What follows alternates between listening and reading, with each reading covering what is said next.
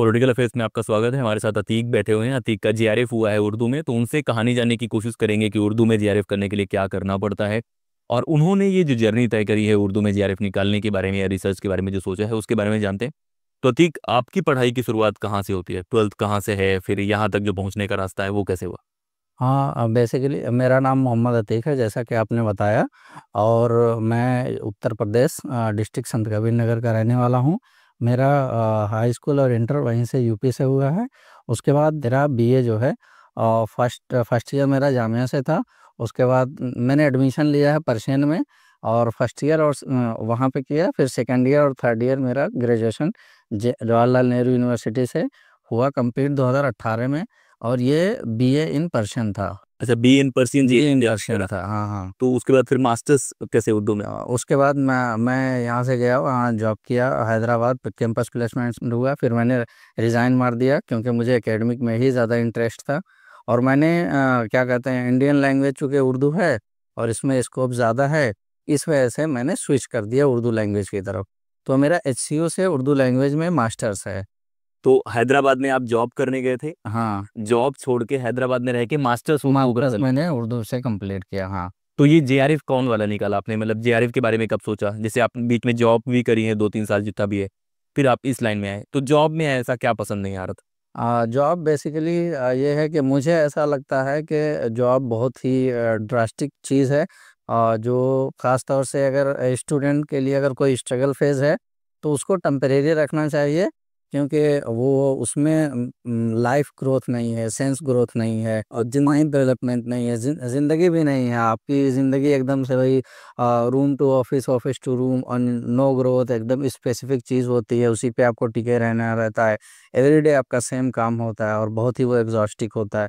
इसलिए मैंने रिज़ाइन कर दिया, और उसके बाद फिर मैंने ये प्लान बनाया कि नहीं, जेआरएफ करते हैं और फिर एकेडमिक में ही रहते हैं और इसी में अपना करियर देखते हैं। ये जो अतीक बोल रहे हैं, ये अतीक नहीं बोल रहे हैं, अतीक के अंदर का जेएनयू बोल रहा है। और ये जेएनयू वालों के साथ थोड़ा होता है कि उनको जॉब करने में थोड़ी दिक्कत होती है, दिक्कत होती है। क्योंकि वो लोग टाइम को थोड़ा बंद नहीं पाते हैं, थोड़ा स्वच्छंद रहना पसंद करते हैं, खुल के चीज़ें करना खुल के पसंद। जीना चाहते हैं, हाँ। और सबसे बड़ी बात ये है कि वो ज़िंदगी किस काम की, अगर इंसान का माइंड डेवलप ना कर पाए। ये बहुत अच्छी बात है और बहुत लोग ये समझ नहीं पाते हैं। एक सोक्रेटिस करके फिलोसफर है, उन्होंने एक लाइन बोली थी, unexamined life is not worth living. एक ऐसी जिंदगी जिसके बारे में आप सोचते नहीं कि बेहतर जिंदगी है, वो एक अच्छी जिंदगी नहीं है। तो आपने जॉब करने के बाद लगा यार ये चीज़ नहीं है, और ये बहुत साहस का काम है। हम लोग बहुत बार सोचते हैं ना कि ऐसे हो जाता है, जॉब छोड़ना जहाँ से पैसे आ रहे हैं, फिर मास्टर्स के लिए जाना। जबकि मेरा पैकेज बहुत अच्छा था, 6.5 का मेरा मेरा पैकेज वो अच्छी था। टीम भी थी उसमें, हाँ, हाँ, टीम काम बहुत अच्छी थी। मैं ट्विटर में जॉब कर रहा था, मैंने ट्विटर को छोड़ा है। उस समय पे। हाँ, जबकि इस वजह से, क्योंकि जॉब तो जॉब है फाइनली, और एकेडमिक का एक अलग ही नशा है। आप अपनी आवाज़, आप आर्टिकल लिखते हैं तो स्टेट लेवल पे, नेशनल लेवल पे अपनी बात पहुंचा सकते हैं, अपने राइटिंग स्किल से दूसरों को फ़ायदा पहुंचा सकते हैं। तो इस वजह से मैंने वो सारी चीज़ें छोड़ दी, जो सिर्फ बहुत ज़्यादा हो सकता था कि आपका एक लाइफ व्यक्तिगत आप खुश रहते तो हैं। बस बस, उससे ज़्यादा और कोई फ़ायदा उसमें ख़ास था नहीं। और ये बड़ा साहस का होता है। आप लोग रिलेट जब करेंगे, मतलब मैं ये नहीं बोल रहा हूँ कि आपको जॉब नहीं करनी है या छोड़ देनी है, ठीक है, इन जनरल ये भी एक एस्पेक्ट होता है। तो आपने जब एमए का डिसीजन लिया कि आपको एमए करना है, जीआरए पे हम लोग आएंगे अभी, लेकिन मैं अति की कहानी जानना चाहूंगा, आपके घर वालों ने क्या कहा? मैंने अपने घर वालों को इतना, चूँकि मैंने पहली लाइन यही बोली थी कि स्ट्रगल फेज़ में आप इसका सहारा ले सकते हैं। जैसा कि मुझे लगता है कि स्ट्रगल फेज़ में अगर आपका इकोनॉमिक बैकग्राउंड ठीक नहीं है और इकोनॉमिक डिसबैलेंस हो रहा है फैमिली की तरफ से, जो बहुत सारे स्टूडेंट्स के साथ होता है, तो आप वक़्ती तौर से जॉब कर सकते हैं, करना चाहिए। लेकिन आपका जो डेवलपमेंट है, जो ग्रोथ है, वो रुकना नहीं चाहिए। वहाँ से आप थोड़ा-सा बैलेंस बना लें, ताकि आपकी जो है जर्नी सर्वाइव नहीं रहे, आप सर्वाइव कर सकें।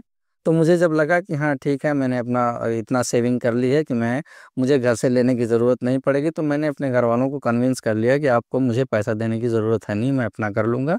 तो मैंने रिज़ाइन मार दिया है और मुझे आगे पढ़ना है। तो मैं आपको बॉदर नहीं करूँगा और आप भी मुझे बॉदर ना कीजिए, ताकि मेरा ग्रोथ हो सके और मैं पढ़ना कितनी चाहती कितनी बेहतरीन चीज़ है। मतलब हम लोग, पढ़ाई से बेहतर कोई काम नहीं है। मतलब जब आप पढ़ते हैं तो एक अलग सुकून मिलता है। तो आपने फिर मास्टर्स करा हैदराबाद यूनिवर्सिटी से, तो वहाँ कैंपस में रहते थे आप? कैंपस में रहता था मैं कैंपस में रहता था, मैं लाइब्रेरी जाता था।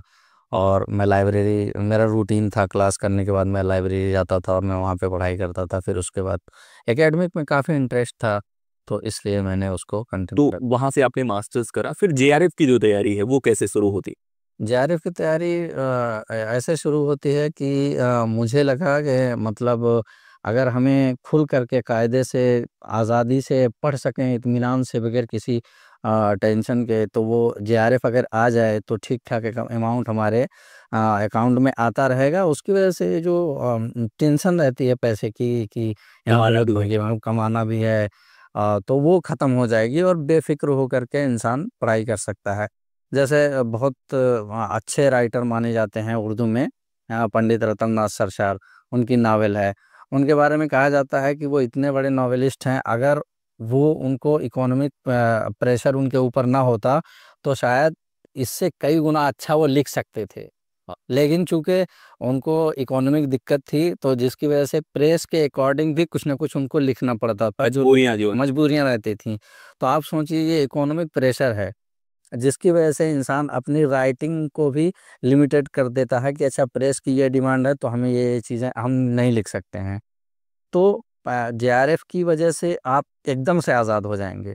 5 साल तो हाँ, आपको 5 साल आपके पास है। आप अपनी थीसिस बढ़िया से बढ़िया लिख सकते हैं, पढ़ सकते हैं। पढ़ सकते हैं जितना। कहीं अगर ट्रैवल की ज़रूरत पड़ती है, आपको अपने टॉपिक के बेस पे कहीं जाने की ज़रूरत पड़ती है, तो आपको कोई दिक्कत नहीं है, आपके पास पैसा आ रहा है जेआरएफ का, आप आराम से लिख सकते हैं, आप जा सकते हैं, आप ऑन द स्पॉट आप उसको विज़िट कर सकते हैं, अच्छे से कायदे से। फील्ड अच्छे हाँ, से। फील्ड अच्छे से फील्ड वर्क हो और सकता है। बहुत जगह क्या होती है, बहुत अच्छी अच्छी लाइब्रेरीज होती हैं, बहुत अच्छी तो आपके पास पैसे नहीं है तो आप जानने तो से आप जा होते हैं। नहीं सकते हैं। हाँ, नॉन टेट में वो हो नहीं पाता है। और आप एक एज है जहाँ पे आज 40,000 45,000 रुपए बहुत कम है, हाँ मार्केट के हिसाब से, लेकिन तब भी जो पढ़ने वाले बच्चे हैं उनके लिए बहुत पैसा होता है। और खासतौर पे यहाँ पे ये नहीं कि लग्जरी के लिए डिमांड कर, नहीं नहीं लग बेसिक काम चल जाए ताकि हाँ, पढ़ाई कर पाए। पढ़ाई कर पाए इत्मीनान से। तो एक बार आपने सोचा कि अब आपको, जब आपने मास्टर्स लिया था तभी आपने डिसाइड कर लिया था पीएचडी तो करनी है, पीएचडी तो करनी है, वो तो फिर 100। जेआरएफ वाली वहीं से शुरुआत हो जाती है।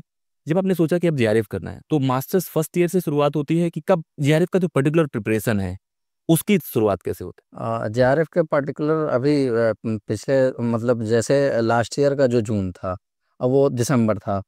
उस टाइम मैंने पूरे महीना पढ़ाई की थी, 1.5 महीना मैंने कम्प्लीटली पढ़ाई की थी, तो मेरा फर्स्ट टाइम में नेट निकला था। उसके बाद जब बीच में जून वाला पीरियड आया, तो उसके बाद ये वो आ गया कि क्या कहते हैं, अब पीएचडी में एडमिशन यूनिवर्सिटी अपना अलग से नहीं कराएगी, है? उसी जैसे हो। उसी में से होगा। तो इस टाइम मेरा जो है 1 मार्क्स से रह गया था, नेट भी नहीं हो पाया था, ओनली फॉर पीएचडी हुआ था। और ये 1 साल जैसे ही कंप्लीट हुआ, लास्ट टाइम मैंने दिसंबर में मेरा नेट हुआ था, इस दिसंबर में मेरा जेआरएफ हुआ है। तो 230 मेरे मार्क्स आए हैं। तो मान के चलिए 1 साल से ज़्यादा का टाइम लगा है। लेकिन ये वर्ड था कि वहां से निकल के यहाँ हमें तक निकल लाना। करके यहाँ आना और था। पेपर भी काफी अजीब है, काफी रट्टे वाली चीजें हैं हाँ, वो। रटने वाली चीज़ें, फैक्चुअल चीज़ें बहुत सारी हैं। इसमें थोड़ी सी दिक्कत हो सकती है क्योंकि हमें पीएचडी जब करनी रहती है तो हम सब्जेक्टिव चीज़ों पे करते हैं, और हमें जब नेट जेआरएफ के लिए पढ़ना पड़ता है तो गुस्सा आता है कि फैक्ट्स हमें रटने पड़ते हैं। लेकिन क्या करें, प्रोसेस तो यही है। लेकिन इन सारे प्रोसेस में एक चीज़ मुझे ये बात समझ में आई कि ये सिलेबस शायद इसलिए बना होगा कि इतने फैक्ट्स आपको पढ़ने के मिल जाएंगे, 100 से ज़्यादा आपको राइटर्स के नाम पता हो जाएंगे, उनकी कम से कम 4-5 बुक्स के नाम आपको पता हो जाएंगे। तो 100 इंटू 4 अगर आप मल्टीप्लाई कर लेंगे तो 400 बुक्स के नाम आपको याद हो जाएंगे। तो अगर आप जिस टॉपिक पे भी पीएचडी करना चाहेंगे, उस तक रीच करना जो लिटरेचर रिव्यू होता है, वो बहुत ही आसानी से आप कर सकते हैं। तो शायद उन्होंने इतना वास्ट और सिलेबस जब इसीलिए भी रखा आप है। किसी सब्जेक्ट में मास्टर्स करते हैं तो ये माना जाता है कि उस सब्जेक्ट में थोड़ा ऊपर आप पहुंचा हैं, आपका लेवल जो है लेवल थोड़ा सा ऊपर। ऊपर पहुंच गए हैं, और पीएचडी भी आते हैं तो आप थोड़ा एक्सपर्ट माने जाते हैं। तो अतीक, इस एग्जाम की तैयारी में सिलेबस के हिसाब से अगर आप बता पाएं कि कौन से सेक्शन आपने कहाँ से पढ़ा, कौन सी किताबें हैं, तो बहुत सारे दर्शकों को बहुत मदद मिल जाएगी। हाँ, तो इसके बारे में बहुत ही फेमस बुक है ज़ियाए उर्दू नाम से। वैसे पहले की प्रॉब्लम ये थी कि मटेरियल नहीं मिल पा रहा है, इसलिए जेआरएफ नहीं हो पा रहा है। और अभी की सिचुएशन ये है ज्यादा मटेरियल। कि मटेरियल बहुत ज़्यादा हो गया है, तो अब क्या किया जाए? तो ये दिक्कत है, अब मटेरियल ज़्यादा होने की दिक्कत है।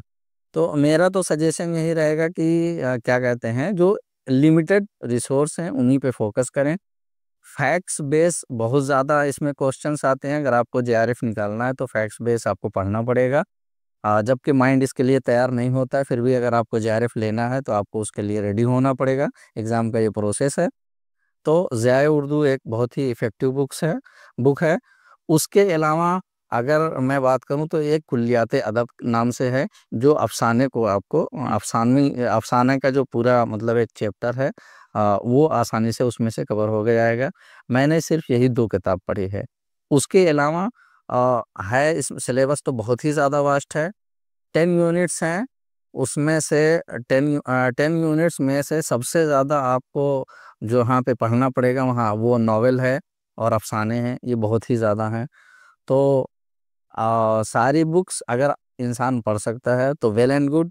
लेकिन मेरा जो शॉर्ट जो क्या कहते हैं इसका तरीका था कि कम वक्त में कैसे इसको सॉर्ट आउट किया जाए, वो यही था कि नॉवेल्स चूँकि पूरी पढ़ेंगे तो एक नॉवेल जो है वो 200 पेज की, 250 पेज की है।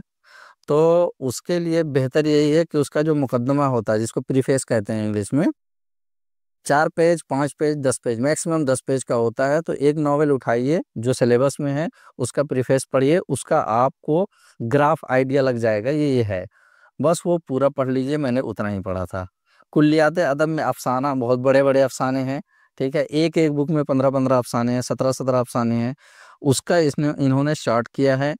एक मतलब टोटल अफ़साने इन्होंने 100 पेज में कर दिया होगा आई थिंक। 100 पेज में से 110 पेज में इतना ही होगा। तो उसके लिए आप कुल्लियात अदब पढ़ सकते हैं।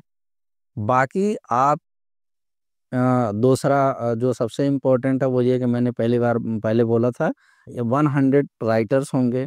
तो 100 राइटर्स के बारे में रफली 3-4 लाइन आप जो मोटी-मोटी बातें हैं उनकी, राइटर्स प्लस बुक्स, क्योंकि यहाँ से क्वेश्चंस बहुत सारे आते हैं। और होता क्या है कि ये सबसे आसान भी है, सबसे मुश्किल भी है हाँ, इतना याद करना अंदर, क्योंकि आपको याद ही करना है, आपको मिल जाएगी लिस्ट, आपको याद करना, अगर याद है तो आप नंबर बना आप लेंगे। नंबर बना लेंगे। हाँ। और कौन से तरीके हैं जिससे ज़्यादा आसानी से लोग कर सकते जैसे 10 यूनिट्स हैं, तो 10 यूनिट्स में से फोकस इस बात पे करना है कि जेआरएफ लेने के लिए कौन-कौन से यूनिट से क्वेश्चंस ज़्यादा आते हैं, तो फोकस उन पे करना है। ऐसा नहीं है कि 10 यूनिट है, तो 10 को 10 टाइम बराबर-बराबर देना है। हमें तो मार्क्स चाहिए, हमें तो जेआरएफ हैं? चाहिए। बिल्कुल, बिल्कुल। हाँ, तो first unit and last unit से क्वेश्चंस बहुत कम आते हैं। नॉवेल, अफ़साने और तनकीद से बहुत, क्रिटिक जिसको इंग्लिश में बोलते हैं, बहुत ज़्यादा आते हैं क्वेश्चंस, यहाँ से आते हैं। चौथा, बुक्स एंड ऑथर्स से, मुसन्निफ़ और किताबें, बहुत ज़्यादा क्वेश्चंस यहाँ से आते हैं। दूसरा, ऑर्डर्स, लाइक क्या सीक्वेंस क्या है? सीक्वेंस क्या है, राइटर्स के सीक्वेंस क्या हैं, बुक्स के सीक्वेंस क्या हैं। जैसे एक राइटर है, उसने 4-5 किताबें लिखी, पहले कौन सी लिखी? पहले कौन सी लिखी, बाद में कौन सी लिखी, इस टाइप के, ये इस तरीके से सीक्वेंस बना लें। मेरा तीसरा तरीका जो मुझे सबसे अच्छा लगा, वो ये है कि मैं हैंडआउट रखता था सिलेबस का। जितनी इम्पोर्टेंट बातें होती थी, जहाँ है, उसी सिलेबस पे ही खूब लिखता था मैं। हाँ, वो मेरा एकदम से डाइजेस्ट बन गया था ज़बरदस्त।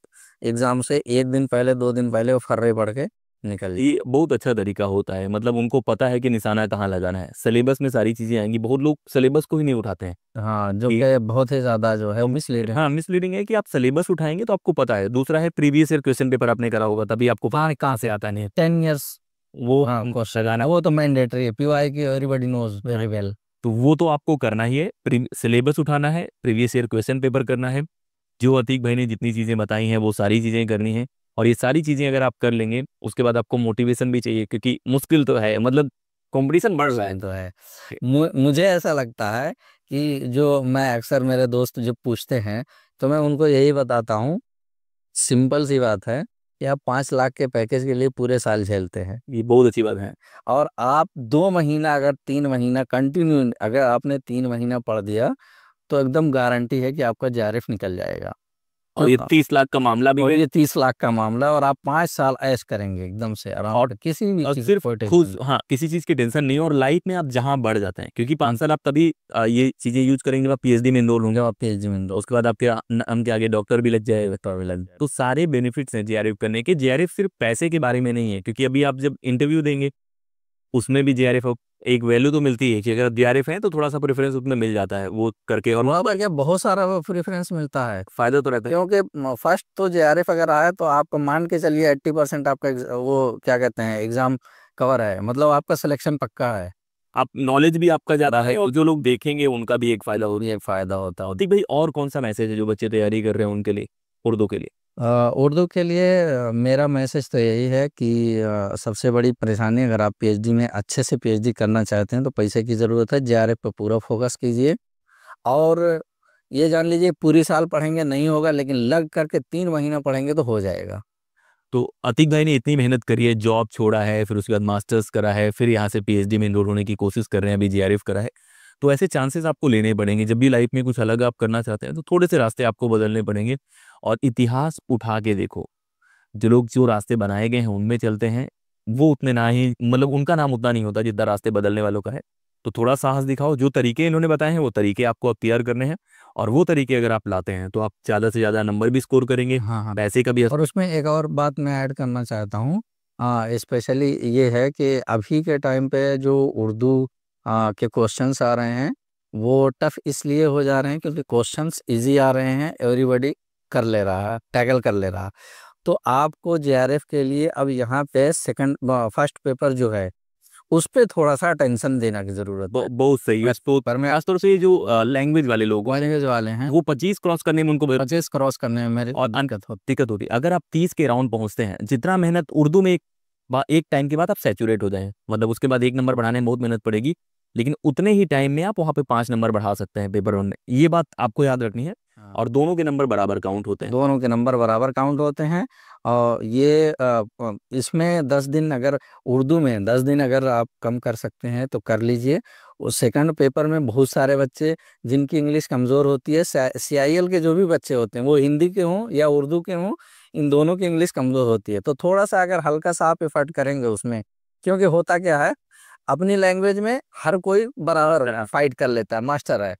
तो सेकंड दूसरी तरफ जो फर्स्ट पेपर है उसमें अगर आप थोड़ा सा एफर्ट करेंगे तो इजीली आप उसको हैंडल कर सकते और वही लोग दांव मान ले जाते हैं जिनका पेपर 1 में ज्यादा अच्छा हैं। हाँ हाँ हाँ, ये बहुत पॉइंट की बात है, क्योंकि इस बार मेरा जो है जेआरएफ होने के बावजूद भी मेरा उर्दू में मार्क्स कम था और उसमें जो है 32 क्वेश्चन हो गए थे, मेरा जेआरएफ आ गया। 32 बहुत है, अभी आप लोग को लग रहा होगा 32 हाँ, बहुत माना जाता है। बहुत ज्यादा माने जाते हैं। 27-28 मोर देन इनफ है। तो ये आपको तरीके अपनाने हैं। ये सारे तरीके अगर आप अपनाते हैं तो आप भी जेआरएफ हो जाएंगे, हाँ पीएचडी करेंगे, और बहुत अच्छी लाइफ है। मैं भी पीएचडी में हूँ, मेरा भी जेआरएफ था, अतीक का भी जेआरएफ है, और इस तरह से चीज़ें चलती रहेंगी। तो ये रमज़ान का महीना चल रहा है, और मेरी तरफ से मैं यही गिफ्ट दे सकता हूँ कि ये मैं नॉलेजेबल वीडियो लाने की कोशिश कर रहा हूँ ताकि आप सब आगे बढ़ें, पढ़ाई करें। पढ़ाई एक बेहतरीन काम है।